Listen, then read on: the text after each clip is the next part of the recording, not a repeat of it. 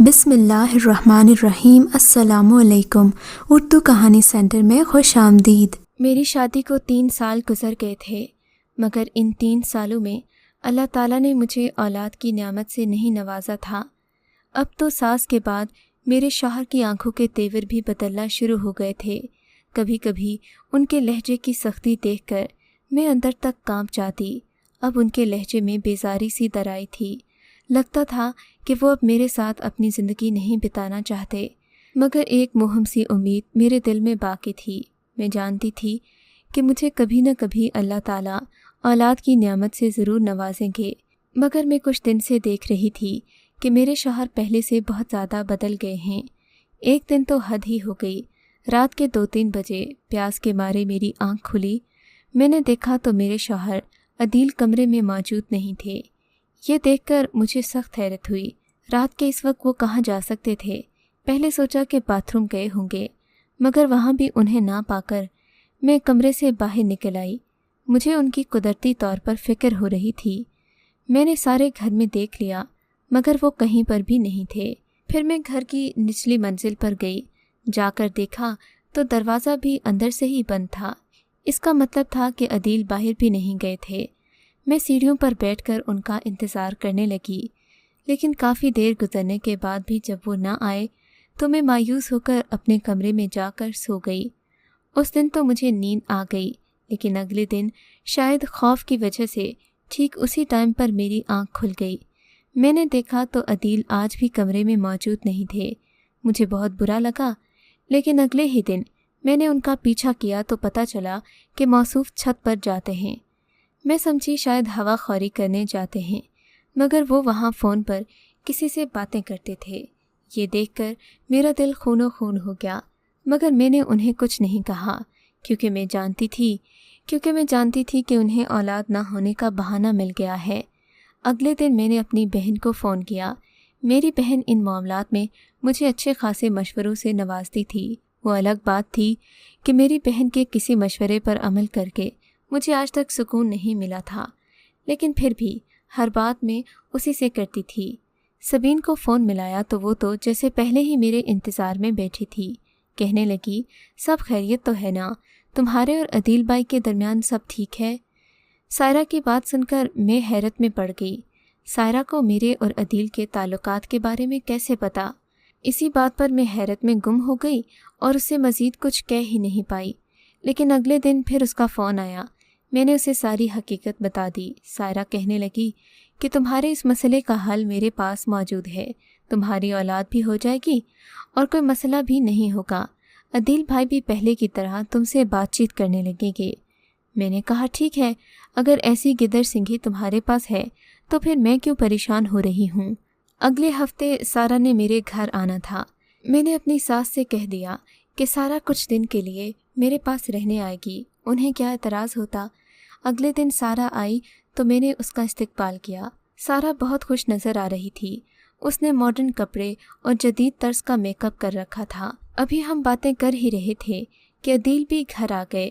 آج وہ معمول سے ہٹ کر آفس سے ذرا جلدی گھر آئے تھے۔ ان کی اچانک آمد پر میں بھی حیران رہ گئی، مگر جو بات مجھے پریشان کیے دے رہی تھی وہ یہ کہ عدیل کی نظریں مسلسل سارہ کے وجود کا جائزہ لے رہی تھیں۔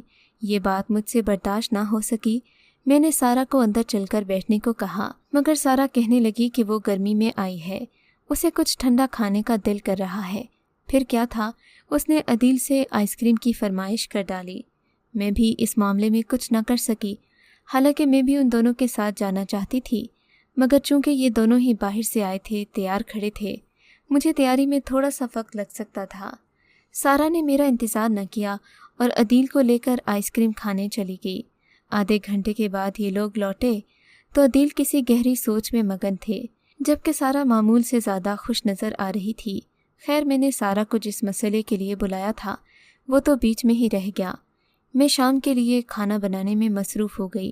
سارہ سے بات کرنے کا موقع ہی نہیں ملا۔ شام کے کھانے کے بعد عدیل ٹی وی دیکھنے لگ گئے۔ سارہ میرے کمرے میں آ گئی۔ میں نے اسے بتایا کہ میرے اس مسئلے کا کوئی حل نکالے۔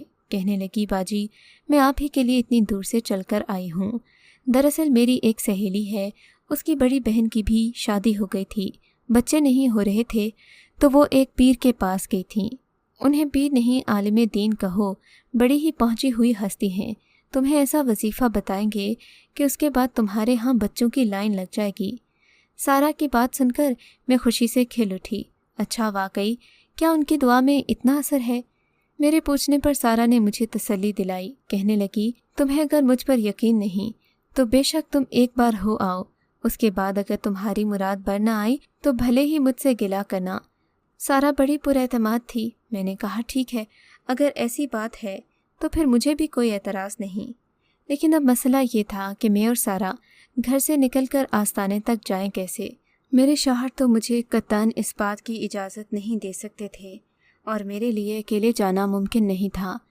میں نے سارا سے بات کی تو وہ راضی ہو گئی، کہنے لگی کہ میں تمہیں خود وہاں تک چھوڑ آؤں گی، لیکن اندر میں نہیں جاؤں گی، کہیں پیر بابا کو برا نہ لگ جائے۔ انہیں یہ بات بالکل بھی پسند نہیں کہ کوئی ان پر کسی بھی طرح کا شک کرے۔ اگر تم چاہو تو اپنے میاں کو لے کر جا سکتی ہو، لیکن انہیں بلا وجہ کی مداخلت اپنے کام میں پسند نہیں۔ میں نے سارا کی بات پر کسی رد عمل کا اظہار نہیں کیا، وہ جو کہہ رہی تھی اس پر آنکھیں بند کر کے یقین کر لیا۔ اگلے دن میرے شوہر کے آفس جانے کے بعد سارا نے مجھے شام کے تقریباً 3 بجے آستانے پر چلنے کا کہا۔ میں فٹافٹ تیار ہو گئی۔ میں نے اپنی ساس سے کہہ دیا تھا کہ ہم دونوں بہنیں شاپنگ کرنے قریبی شاپنگ مال جا رہی ہیں۔ سارا نے مجھے 3 بجے کا وقت دیا، لیکن تیار ہوتے ہوتے اس نے تقریباً 5 بجا دیے۔ پھر یوں ہی باتوں میں وقت ضائع کر دیا، یہاں تک کہ 6 بج گئے۔ اب مغرب کی اذانیں ہونے والی تھیں۔ تب سارا نے ایمرجنسی مچا دی، کہنے لگی جلدی کرو، پیر صاحب کا آستانہ بند ہو جائے گا، وہ مغرب کی نماز پڑھنے جائیں گے تو پھر تمہارا مسئلہ حل نہیں ہو سکے گا۔ سارا کی بات سن کر مجھے الجھن ہو رہی تھی، کیونکہ مغرب کے وقت گھر سے نکلنا خطرے سے خالی نہیں تھا۔ میرے شوہر بھی گھر آنے والے تھے، لیکن سارا کہنے لگی کہ ہم دونوں کو ابھی جانا ہے، ورنہ یہ دن دوبارہ نہیں آئے گا اور پھر میں خالی ہاتھ رہ جاؤں گی۔ سارا کی بات کا یقین کرنا ہی پڑا اور ہم لوگ 10-15 منٹ میں گھر سے نکل گئے۔ سارا نے کہا تھا کہ پیر صاحب کا آستانہ نزدیک ہی ہے، تم وہاں جاتے ہی دم ڈلوا دینا، اس کے بعد باقی کی کارروائی بعد میں ہوگی۔ سارا کے کہنے کے مطابق آستانہ تو قریب ہی تھا، لیکن وہاں جاتے ہوئے ہمیں تقریباً آدھا گھنٹہ لگ گیا۔ اس وقت مغرب کی اذانیں ہو چکی تھیں، ہلکا ہلکا اندھیرا پھیل رہا تھا۔ پیر جی کے آستانے پر پہنچ کر سارا نے جلدی سے اپنا فون لیا اور وہاں سے چلتی بنی، کہنے لگی کہ مجھے کوئی ضروری کام پڑ گیا ہے، اب تم جب تک پیر صاحب کے پاس ہو میں واپس آتی ہوں، تمہیں فکر کرنے کی ضرورت نہیں، میں یہیں آس پاس ہوں۔ سارا نہ جانے کہاں غائب ہو گئی، میں بدحواسی میں اس سے پوچھ بھی نہیں سکی۔ خیر، میں نے آستانے کا پردہ ہٹایا، سامنے ایک کھلا ہال نما کمرہ بنا ہوا تھا۔ میں بے خوف و خطر ہال کے اندر داخل ہو گئی۔ وہاں پر ویٹنگ روم کی طرح کی کرسیاں لگی ہوئی تھیں۔ میں کرسی پر بیٹھ کر پیر صاحب کا انتظار کرنے لگی۔ یہاں کوئی خادم وغیرہ نظر نہیں آ رہا تھا۔ میں نے دیکھا یہ کمرہ مجھے کسی گھر کی طرح معلوم ہوا۔ ایسا تو نہیں لگتا تھا کہ یہاں کوئی پیر فقیر رہتا ہو، کیونکہ اس گھر میں لوگوں کی چہل پہل بہت کم تھی، بلکہ یہاں تو کوئی بھی نہیں تھا، گھر بالکل خالی تھا۔ میں رہ رہ کر سارا کو کوسنے لگی کہ مجھے کہاں لے آئی ہے، پھر سوچا شاید پیر صاحب مغرب کی نماز پڑھنے گئے ہوں۔ میری بے چینی حدوں کو چھو رہی تھی، شوہر کی فکر بھی ہو رہی تھی کہ یکایک کمرے کا دروازہ کھلا۔ یہ دروازہ ایک اور پردے کے پیچھے تھا، اس لیے میں اس کی موجودگی سے باخبر نہیں تھی۔ اس دروازے کے پیچھے ایک کمرہ تھا۔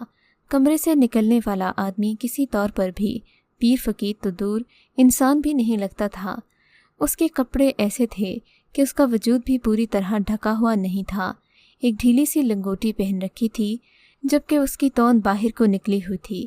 اسے دیکھ کر مجھے لگا کہ یہ کوئی شرابی ہے۔ میں اٹھ کر وہاں سے جانے لگی کہ اس شخص نے آگے بڑھ کر ہال کا بڑا دروازہ بند کر دیا۔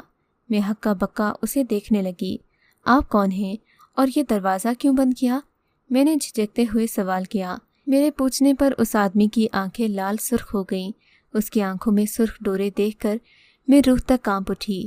مجھے کچھ دیر گھورنے کے بعد وہ شخص کہکہا لگا کر بولا، ارے تمہیں نہیں پتا، تمہیں یہاں شمائلہ نہیں چھوڑ گئی؟ شمائلہ میرے لیے اکثر لڑکیاں لاتی ہے، بدلے میں اسے اچھے خاصے پیسے دیتا ہوں۔ میں اس کی بات سن کر ہکا بکا رہ گئی۔ कौन शुमाइला? मैं अपनी बहन सारा के कहने पर यहाँ आई हूँ। उसने कहा था यहाँ किसी पीर साहिब का आस्ताना है।